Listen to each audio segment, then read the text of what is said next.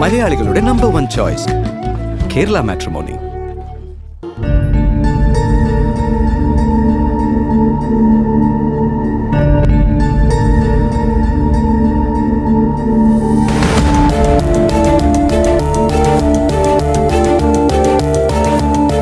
നീ എന്താ അമൃത ഇങ്ങനെ ടെൻഷൻ അടിച്ചിരിക്കുന്നെ? അമ്മായിയെ ശുശ്രൂഷിക്കാൻ ഒരു അവസരം കിട്ടുന്നത് ചെറിയ കാര്യമാണോ? ഇത്രയും കാലം നീ അങ്ങനെ ഒന്നും ചെയ്തിട്ടില്ല. ഇപ്പൊ ഈശ്വരനായിട്ട് അങ്ങനെ ഒരു അവസരം തന്നു കരുതിയാ മതി.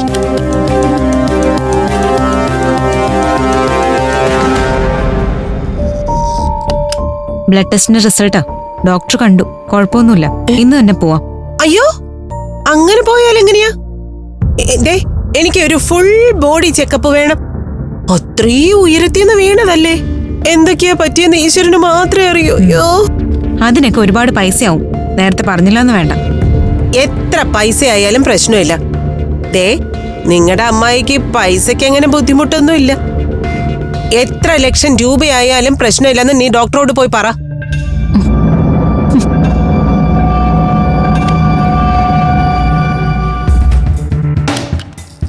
അമൃതേ, അവസാനം ടെസ്റ്റുകളൊക്കെ കഴിയുമ്പോ പൈസ ഇല്ലാന്നും പറഞ്ഞ് കൈമലർത്തല്ലേ. കൈമലർത്തിയാലേ എനിക്കൊന്നുമില്ല. എന്നെ സഹദേവട്ടൻ എങ്ങനെയെങ്കിലും ഇവിടുന്ന് ഇറക്കിക്കൊണ്ട് പോവും. പക്ഷേ നിന്റെ അനിയത്തിയെ ജയിലിൽ നിന്ന് ഇറക്കാൻ നീ കുറച്ച് പാടുപെടും.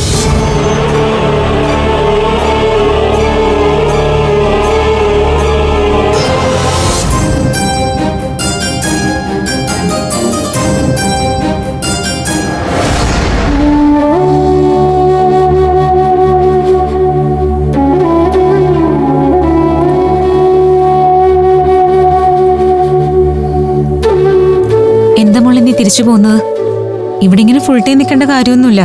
ആരെങ്കിലും അടുത്തുണ്ടാവണം, അത്രേ ഉള്ളൂ. എന്തു പറ്റി മോളെ? അവിടെ നിൽക്കാൻ പറ്റില്ല ചേച്ചി. എന്നോടുള്ള സ്നേഹം കൊണ്ട് വിളിച്ചോണ്ട് പോയതൊന്നുമല്ല. ഭീഷണിപ്പെടുത്താനും വീട്ടു ജോലി എടുപ്പിക്കാനും കൊണ്ടുപോയതാ. ഭീഷണിപ്പെടുത്താനോ? ഞാൻ മനഃപൂർവ്വം അമ്മായിയെ തള്ളിയിട്ടാണെന്നും പറഞ്ഞ് കേസ് കൊടുക്കുന്നു പറഞ്ഞു. സിഐക്ക് അമൃതേച്ചിയോട് ദേഷ്യമുള്ളത് കൊണ്ട് ഉറപ്പായിട്ട് നടപടി ഉണ്ടാവും, എന്നെ അറസ്റ്റ് ചെയ്യുന്നൊക്കെ പറഞ്ഞു. നീ അത് കേട്ട് പേടിച്ചു?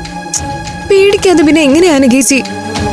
ഇതുവരെ അവരൊക്കെ കൂടെ നമുക്കെതിരെ ചെയ്തതൊക്കെ ഓർമ്മയില്ലേ? എല്ലാവരും അവരുടെ കൂടെയാ, പോലീസും കോടതിയും ഒക്കെ. അവർക്ക് നമ്മൾ എന്ത് വേണമെങ്കിലും ചെയ്യാൻ പറ്റും. അത് നമുക്ക് നോക്കാം. വീട്ടിലിരിക്കാൻ പറഞ്ഞിട്ട് നീ ഇങ്ങോട്ട് പോകുന്നത് എന്തിനാന്ന് പറ. അവിടെ ഇരിക്കാൻ പറ്റില്ല ചേച്ചി. ദിവ്യപ്രഭയെ കൊണ്ട് ഒരുപാട് ശല്യമാ. എപ്പോഴും പിന്നാലെ വന്ന് ഓരോ ജോലികൾ പറയും. അമ്മാവനും ആകാശേട്ടനും അവിടെ ഇല്ലാത്തത് കൊണ്ട് എനിക്കൊരു പരാതി പറയാൻ പോലും നിവർത്തിയില്ല. വീട്ടിലൊന്നും കഴിക്കാനുണ്ടാക്കിയിട്ടില്ല.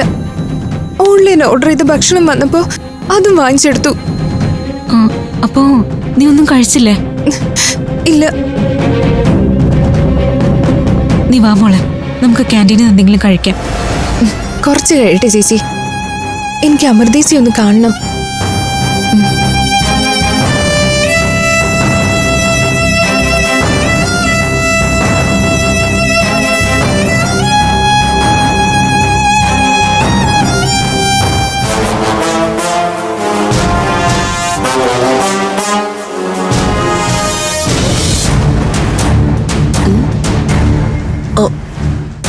കാലിന് നല്ല വേദന.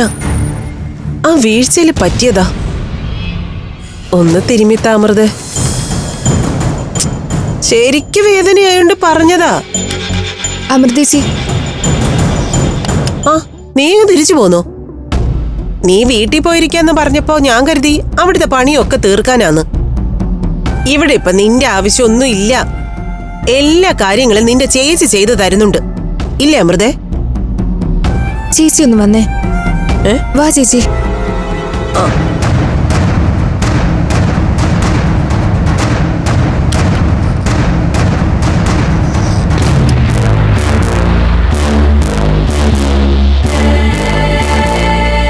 ചേച്ചി, വീട്ടിൽ പോയി നിൽക്കുന്നതിനേക്കാളും ഭേദം ഇവിടെ നിൽക്കുന്നതാ. മാമി എന്തൊക്കെ പറഞ്ഞാലും ഒരു മയമുണ്ട്. അതുമാത്രമല്ല, ഇതൊരു ആശുപത്രിയല്ലേ, ഇവിടെ ആരും എന്നെ തല്ലൊന്നും ഇല്ലല്ലോ.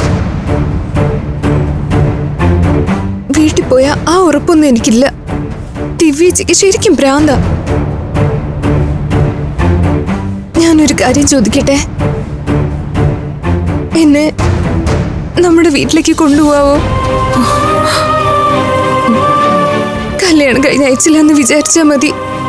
ഞാൻ പഴയതുപോലെ ചേച്ചിയുടെ കൂടെ കഴിഞ്ഞോളാം. എന്താ എന്റെ കുട്ടി ചോദിക്കുന്നത്? അങ്ങോട്ട് വരാൻ എനിക്ക് എന്റെ അനുവാദം വേണോ? നിന്റെ വീടാ അത്. പേടിയായിട്ടാ ചേച്ചി, ശരിക്കും പേടിയായിട്ടാ. മോള് സങ്കടപ്പെടാതെ, ആകാശ് വരട്ടെ, നമുക്കിതിനൊരു പരിഹാരം ഉണ്ടാക്കാം. വേറെ ആരൊക്കെ എതിർത്താലും ആകാശം നിന്റെ കൂടെ നിൽക്കും, അത് ചേച്ചിക്ക് ഉറപ്പാ. ആകാശിനെ വിളിച്ച് പറയട്ടെ ചേച്ചി? വേണ്ട, നേരിട്ട് പറയണം. അല്ലെങ്കിൽ മാമിയും ദിവ്യച്ചിയും കൂടി ആകാശേട്ടനെ തെറ്റിദ്ധരിപ്പിക്കും. ചേച്ചി വിഷമിക്കണ്ട, ആകാശേട്ടൻ വരുന്നത് വരെ ഞാൻ ഈ ആശുപത്രി തന്നെ കഴിഞ്ഞോളാം. അനഘേച്ചി ഉണ്ടല്ലോ ഇവിടെ. ഒറ്റ കാര്യം മാത്രം, ആ വീട്ടിലേക്ക് പോകാൻ എന്നോട് പറയരുത്. ഞാൻ പോവില്ല. വേണ്ട, ആകാശ് വന്നു കഴിയുമ്പോ കാര്യങ്ങളൊക്കെ പറഞ്ഞ് മനസ്സിലാക്കിയിട്ട് നമുക്കൊരു വാടക വീടെടുക്കാം. നിനക്കും ആകാശിനും അവിടെ സുഖമായിട്ട് താമസിക്കാം. എന്റെ കുട്ടി സങ്കടപ്പെടണ്ട കേട്ടോ.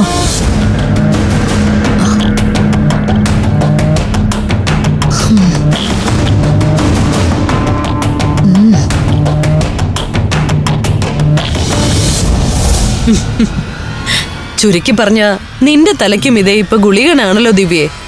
നീ വിചാരിച്ചതൊന്നും നടന്നില്ല എന്ന് മാത്രമല്ല, നിനക്ക് വരാൻ പോകുന്നത് 8ന്റെ പണിയാണ് താനും. അഖിലയും ആകാശം തമ്മിലുള്ള കല്യാണം നിശ്ചയിച്ചപ്പോ നീ ഒരുപാട് സ്വപ്നം കണ്ടതല്ലേ? അണിഞ്ഞു നടക്കാൻ 60 പവൻ സ്വർണം, അടിമപ്പണി ചെയ്യിക്കാൻ അഖില, ഒക്കെ കഴിഞ്ഞു. ആന്റി, എന്നെ കളിയാക്കാൻ വേണ്ടിയല്ല ഞാൻ ആന്റിയെ കാണാൻ വന്നത്. എന്തേലും വഴിയുണ്ടെങ്കിൽ ഒന്ന് തുറന്ന് പറയ്. അഖില വരുമ്പോ കിട്ടുമെന്ന് പറഞ്ഞ സ്വർണം ഇപ്പോഴും പഞ്ചരത്നത്തിൽ.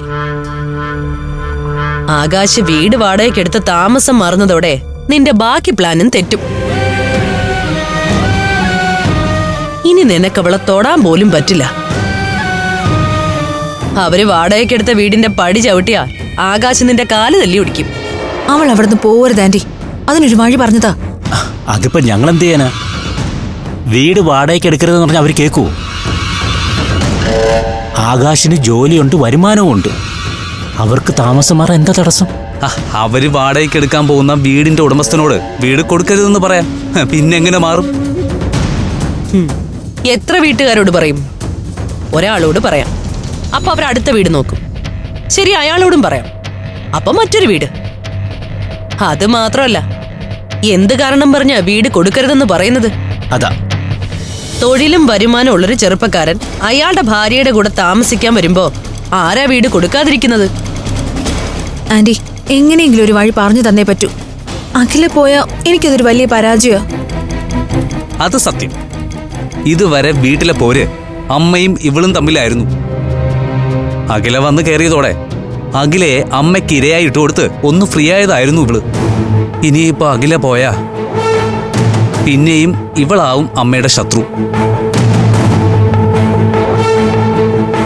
വഴിയൊക്കെ ഞാൻ പറഞ്ഞു തരാം, അല്ലെങ്കിൽ ചെയ്തു കാണിച്ചു തരാം. എന്ത് വഴി? അതൊക്കെ എനിക്ക് വിട്. പക്ഷെ മോളെ ദിവ്യേ, നിനക്കൊരു സ്വഭാവമുണ്ട്. കാര്യം കണ്ടു കഴിയുമ്പോ സഹായിക്കുന്നവരെ തള്ളിപ്പറയുന്ന അത് സ്വഭാവം. ശരിയാ. ഒരിക്കൽ നീ അതെന്നോട് കാണിച്ചതാ. അമൃതയെ പറ്റിച്ച് ഞാൻ കൈക്കലാക്കിയ ഡോക്യുമെന്റ്സ് നീ ഇവിടെ നിന്ന് അടിച്ചു മാറ്റി. അത് ആന്റി, പിന്നെ ഞാൻ ആ, കൂടുതൽ വിശേഷണങ്ങളൊന്നും വേണ്ട.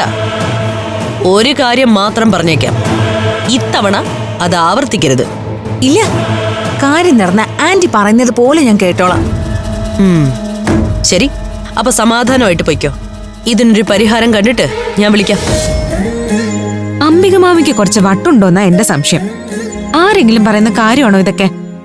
സാധാരണ ഒരാളാണെങ്കിൽ ഡോക്ടർമാര് ടെസ്റ്റിന് എഴുതുമ്പോ അത് ഒഴിവാക്കാൻ പറ്റുമെന്നാ നോക്ക്. ഇതിപ്പോ ടെസ്റ്റ് വേണ്ടെന്ന് ഡോക്ടർമാര് പറഞ്ഞിട്ടും അത് പറ്റില്ല, ഫുൾ ബോഡി ടെസ്റ്റ് വേണമെന്ന് പറയുന്ന ഒരാളെ ഞാൻ ആദ്യമായിട്ട് കാണാം. അംബിക പണ്ടേ അങ്ങനെ എല്ലാവരും ചെയ്യുന്നതിനെ എതിര് ചെയ്ത് ശീലിച്ചു പോയതാ. എനിക്കതല്ല പേടി. ആക്രാന്തം മൂത്ത് ടെസ്റ്റൊക്കെ ചെയ്തിട്ടെ അവസാനം ബില്ല് വരുമ്പോ കാശില്ലാന്ന് പറഞ്ഞാ ഞാനാ പെട്ടുപോകുന്നെ. എന്റെ പരിചയത്തിലുള്ള അഡ്മിഷൻ ആയതുകൊണ്ട് അഡ്വാൻസ് പോലും വാങ്ങിയിട്ടില്ല. അതോർത്ത് മോള് വിഷമിക്കണ്ട. കാശ് സഹദേവന്റെ കയ്യിലുണ്ടാവും, ഇല്ലെങ്കിൽ സുമേഷിന്റെ കയ്യിലുണ്ടാവും. സഹദേവൻ താല്പര്യം കാണിച്ചില്ലെങ്കിലും അമ്മയെ കൈവിട്ട് കളയാൻ സുമേഷിന് പറ്റില്ലല്ലോ. എനിക്ക് മനസ്സിലാവാത്ത അതല്ല, അവര് വീണ് തല പൊട്ടിയെന്ന് പറഞ്ഞ് അമൃതമോൾ എന്തിനാ ആശുപത്രിയിൽ കൂട്ടിയിരിക്കുന്നത്? ആ ദിവ്യപ്രായ്ക്ക് എന്താ പണി? കൊള്ളാം. അതിനൊന്നും ദിവ്യപ്രഭ കിട്ടില്ല. അവൾക്ക് അവളുടെ കാര്യം, അതിനപ്പുറം ഒന്നുമില്ല. അവിടെ മാമിയെ നോക്കാൻ അഖില മാത്രമേ ഉള്ളൂ. സത്യത്തിൽ അമൃതേച്ചി കൂട്ടു നിൽക്കുന്നതേ അംബിക മാമിക്കല്ല, അഖിലയ്ക്ക. അച്ഛാ, ഞാൻ പറയാതിരുന്നത് അതാ. അഖിലയുടെ ആ വീട്ടിലെ അവസ്ഥ കുറച്ച് കഷ്ടമാ. മാമിയും ദിവ്യപ്രഭയും കൂടി മത്സരിച്ച ഉപദ്രവം. ആ വീട്ടിൽ അവർക്ക് സമാധാനത്തോടെ താമസിക്കാൻ പറ്റില്ല അച്ഛാ. എന്താ മോളെ ചെയ്യുക? അങ്ങനെ ചോദിച്ചാൽ എനിക്കറിയില്ല. പക്ഷെ എന്തെങ്കിലും ചെയ്യണം, അല്ലെങ്കിൽ സംഗതി വഷളാവും. ആള് അഖിലയാ. സഹി കെട്ട് കഴിയുമ്പോ അവൾ എന്താ ചെയ്യാന്ന് പറയാൻ പറ്റില്ല.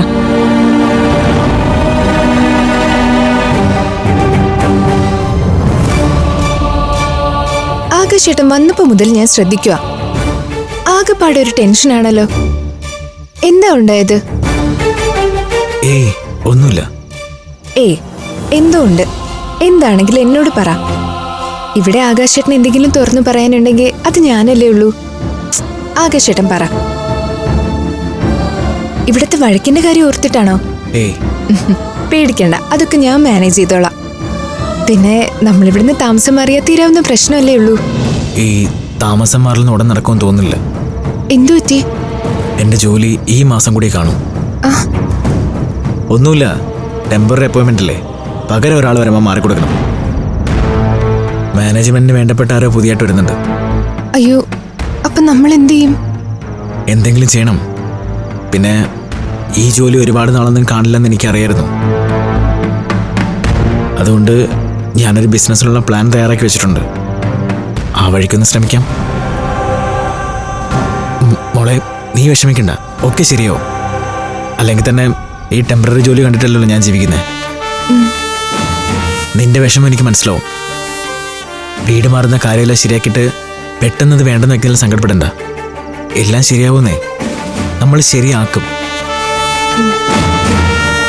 ഇവിടെ നമ്മളെ സഹായിക്കാൻ ആരില്ലെങ്കിലും പുറത്താളുണ്ടല്ലോ, പഞ്ചരത്നത്തിലുള്ളവരും അഭിയേട്ടനൊക്കെ. എനിക്ക് വിഷമമൊന്നുമില്ല. ആകാശമായിട്ട് സങ്കടപ്പെടാതിരുന്നാ മതി. നീ കൂടെ ഉള്ളപ്പോ എനിക്ക് പിന്നെ എന്താടി സങ്കടം?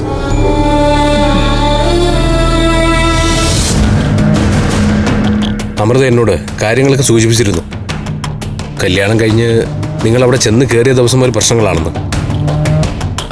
ആദ്യം ഞാൻ അത്ര കാര്യമാക്കിയില്ല. പക്ഷെ ഇതിപ്പോ അംബിക എനിക്ക് നന്നായിട്ടറിയാം. ഇപ്പോ ദിവ്യപ്രഭയുടെ കൂട്ടുകൂടിയാവുമ്പോ അഖിലയുടെ കാര്യം വലിയ കഷ്ടത്തിലാവും. അമൃത എന്നോടൊന്നും പറഞ്ഞില്ല. അറിഞ്ഞിട്ട് ഞാൻ വിഷമിക്കേണ്ടെന്ന് കരുതിയിട്ടുണ്ടാവും. അല്ലെങ്കിലും അവൾക്ക് എല്ലാം മനസ്സിൽ കൊണ്ടെടുക്കുന്ന ശീലമല്ലേ. ആശുപത്രിയിലായതുകൊണ്ട് അറിയാൻ സാധിച്ചു. കേട്ടെടുത്തോളം ഇത് സംഗതി പ്രശ്നത്തില്ല. കല്യാണം കഴിഞ്ഞ് ചെല്ലുമ്പോഴത്തേക്ക് അമ്മയമ്മ പോരുണ്ടാവുന്നൊക്കെ നോർമലായിട്ടുള്ള കാര്യമാണ്. പക്ഷെ ഇത് കുറച്ച് കൈവിട്ട അവസ്ഥയാണല്ലോ. ഒരു കാര്യമില്ലാതെയാ അംബിക ഹോസ്പിറ്റലിൽ കിടക്കുന്നത്. ഡോക്ടർ പൊയ്ക്കോളാൻ പറഞ്ഞാ വേണ്ടെന്ന് പറഞ്ഞു. വീട്ടിലെ സകല ജോലി അഖിലെ കൊണ്ട് ചെയ്യിക്കാനാ ദിവ്യപ്രഭ ഏർപ്പാടാക്കിയിരിക്കുന്നത്. സഹിക്കാൻ പറ്റാത്ത അവസ്ഥയിലാണെന്നാ അനഘ പറഞ്ഞത്. അങ്കിള് പറഞ്ഞ പോലെ ഒരു വീടെടുത്ത് മാറുന്നതാണ് ഏക പരിഹാരം. പക്ഷേ ആകാശിന് ജോലി പോയ സ്ഥിതിക്ക് അങ്ങനെ മാറി എന്ത് ചെയ്യും?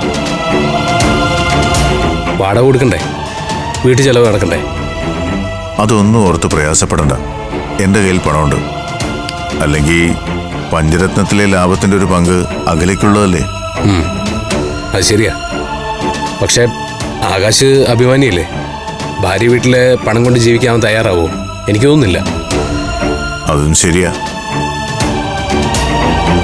സത്യത്തിൽ രണ്ടുപേരെയും പഞ്ചരത്നത്തിലേക്ക് വിളിച്ചാലോ എന്ന് ഞാൻ ആലോചിച്ചതാ. പക്ഷെ അഭിമന്യു പറഞ്ഞ പോലെ അയാളുടെ അഭിമാനം അത് സമ്മതിക്കില്ല. ഞാനെന്തായാലും നോക്കട്ടെങ്കിലേ. ആദ്യം ആകാശിനൊരു ജോലി. ജോലിയായ പിന്നെ ബാക്കിയുള്ള കാര്യങ്ങളൊക്കെ എളുപ്പമായിരിക്കും. ഒരു വാടക വീടെടുത്ത് മാറിയാ പിന്നെ തടസ്സങ്ങളൊന്നുമില്ലല്ലോ.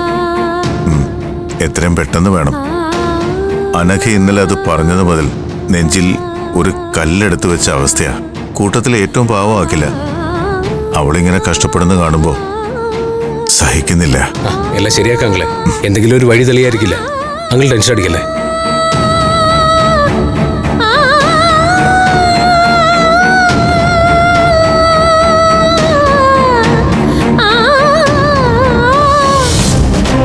ഓ, സത്യം പറഞ്ഞ വിശ്വസിക്കാൻ പറ്റുന്നില്ല ആന്റി.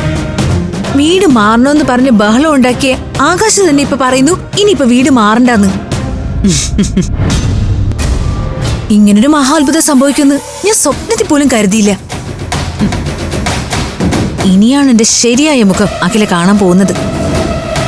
ഹോ, എന്റെ പ്രാർത്ഥന ഈശ്വരൻ കേട്ടു.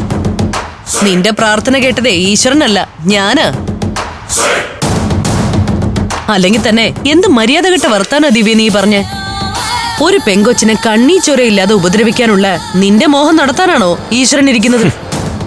അത്ര ആഗ്രഹം സാധിച്ചു തരാൻ പറ്റിയ ഒരേ ഒരു ദൈവമേ ഉള്ളൂ. അതെന്റെ ഈ ചേച്ചിയാ. എനിക്ക് മനസ്സിലായില്ല. എന്തുകൊണ്ട് ആകാശ് വീട് മാറണ്ടെന്ന് തീരുമാനിച്ചത്? അതറിയില്ല. ചിലപ്പോ വീട് കിട്ടിക്കാണില്ല. വീട് കിട്ടാത്തോണ്ടൊന്നുമല്ല. വീട് കിട്ടിയാ പോരല്ലോ, മാസാമാസം വാടക കൊടുക്കണ്ടേ? വാടക കൊടുക്കണമെങ്കിൽ അതിനുള്ള വരുമാനവും വേണം. അതിനുള്ള വരുമാനം വേണമെങ്കിൽ ഒരു ജോലി വേണം. ജോലി ഇല്ലാത്തവൻ പിന്നെ എങ്ങനെ വാടക കൊടുക്കും? ജോലി ഉണ്ടല്ലോ. ആകാശിന് എത്ര നാളായി ജോലി കിട്ടിയിട്ട്? ജോലി ഉണ്ടായിരുന്ന ജോലി അങ്ങ് പോയി. നീ ഇവിടെ വന്ന് ആകാശിന്റെ വീട് മാറ്റം ഒഴിവാക്കണമെന്ന് പറഞ്ഞപ്പോഴേ ഞാൻ ആലോചിച്ചൊരു ബുദ്ധിയാണത്. ആകാശിന്റെ ജോലി ഒരു ടെമ്പററി വേക്കൻസിയിലായിരുന്നു. ആ വേക്കൻസിയിലേക്ക് ഞാൻ പുതിയൊരാളെ അങ്ങ് അപ്പോയിന്റ് ചെയ്തു. ആ സ്കൂളിന്റെ മാനേജ്മെന്റില് എനിക്ക് വളരെ വേണ്ടപ്പെട്ട ആളുകളാ. ഞാൻ റെക്കമെൻഡ് ചെയ്ത ആൾക്ക് ജോലി കൊടുക്കണമെങ്കിൽ ആ ജോലിയില് ഇപ്പോഴുള്ള ആകാശിനെ പറഞ്ഞു വിടുകയല്ലാതെ വേറെ വഴിയില്ലായിരുന്നു.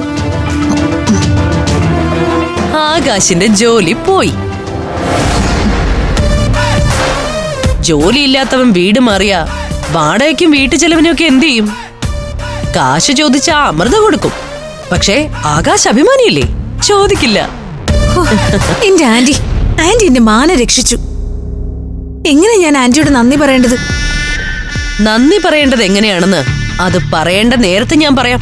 പക്ഷേ അന്നേരം ഇതൊക്കെ മറന്നു പോവരുത്. ഇല്ലെന്ന് ഞാൻ പറഞ്ഞതല്ലേ. ഇപ്പൊ ആകാശിന് കൊടുത്തതുപോലൊരു പണി സുമേഷിനോ ദിവ്യക്കോ തരാൻ ചേച്ചിക്ക് ഒരു നിമിഷം മതി. അതുകൊണ്ട് അംബികയുടെ അമൃതയുടെ അടുത്തിറക്കുന്ന നമ്പരൊന്നും ഇവിടെ ഇറക്കാൻ മോള് നോക്കണ്ട. ഒരിക്കലും ഇല്ല ആന്റി. ആന്റി എനിക്ക് ചെയ്തു തന്ന ഈ ഉപകാരം ഞാൻ ഒരിക്കലും മറക്കില്ല. ഒരിക്കലും എന്നെ വെല്ലുവിളിച്ചതാക്കില്ല. ഇതോടെ അവളുടെ വെല്ലുവിളി തീർന്നു. അവളെ ഞാൻ ആ വീട്ടിലിട്ട് നക്ഷത്രം എണ്ണിക്കും. അവളെ മാത്രമാക്കുന്നത് എന്തിനാ ദിവ്യേ? ഉണ്ടായിരുന്ന തൊഴില് പോയി 10 പൈസയ്ക്ക് വകയില്ലാതിരിക്കുന്ന ആകാശം ഉണ്ടല്ലോ അവിടെ. എന്തെങ്കിലും ചെയ്യുമ്പോ ചേർത്തങ്ങ് ചെയ്യ്.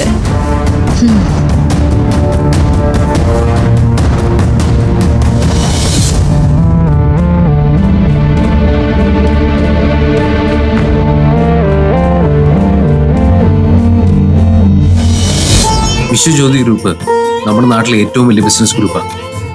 ഒരുപാട് സ്ഥാപനങ്ങളുണ്ട് അവർക്ക്. അതിൽ ഏറ്റവും വലുതാണ് അവരുടെ ഫിനാൻസ് ഗ്രൂപ്പ്. അവിടെയാ ആകാശിന് ജോലി പറഞ്ഞു വെച്ചിരിക്കുന്നത്. ഒരു 4-5 മാസം അങ്ങനെ അങ്ങ് പോട്ടെ. അപ്പോഴേക്കും അവന് താല്പര്യമുള്ള മറ്റേതെങ്കിലും സ്ഥലത്ത് നമുക്ക് ജോലി നോക്കാം. ഇപ്പൊ അത്യാവശ്യം ഒരു ജോലിയാ, സ്ഥിര വരുമാനമുള്ളൊരു ജോലി. അതുണ്ടായി കഴിഞ്ഞാൽ പിന്നെ ഒരു വീട് വാടകയ്ക്ക് എടുക്കാൻ പ്രയാസം ഉണ്ടാവില്ല. അങ്ങോട്ട് മാറിയാൽ വീട്ടിലെ വഴക്കിനൊരു പരിഹാരം ഉണ്ടാവും. അവരവിടെ നിന്ന് മാറാൻ നോക്കുമ്പോ മാമി പ്രശ്നം ഉണ്ടാക്കുന്ന ഉറപ്പാ. എങ്ങനെയും അവര് പോകാതെ നോക്കും. അതുകൊണ്ട് എന്താ കാര്യം? പോവാണെന്ന് ആകാശേട്ടൻ തീർത്ത് പറഞ്ഞ തീരാവുന്ന പ്രശ്നമല്ലേ ഉള്ളൂ. പിടിച്ചു പൂട്ടിയിടാനൊന്നും പറ്റില്ലല്ലോ. ആകാശേട്ടനും അഖിലയും അവിടെ നിന്ന് ഇറങ്ങിക്കഴിഞ്ഞാ പിന്നെ വഴക്ക് അംബിക മാമിയും ദിവ്യപ്രഭയും തമ്മിലാവും. അത് നടന്നോട്ടെ. അമൃത, താൻ ആകാശിനെ വിളിച്ച് കാര്യങ്ങളൊക്കെ ഒന്ന് പറഞ്ഞേക്ക്. ജോയിൻ ചെയ്യുന്ന ഡേറ്റ് ഞാൻ ഡീറ്റെയിൽ ആയിട്ട് വിളിച്ച് പറയാം. അപ്പൊ ഞാൻ ഇറങ്ങട്ടെ. അഭിയേട്ടാ, എനിക്കൊരു കാര്യം പറയാനുണ്ട്. അച്ഛനും ചേച്ചിയും ഒക്കെ പറയേണ്ട കാര്യമാണ്. അവര് പലവട്ടം പറഞ്ഞിട്ടും ഉണ്ടാവും. എങ്കിലും ഞാൻ ഒന്നുകൂടി പറയാം. അഭിയേട്ടനെയും ചേച്ചിയുടെയും കല്യാണക്കാര്യം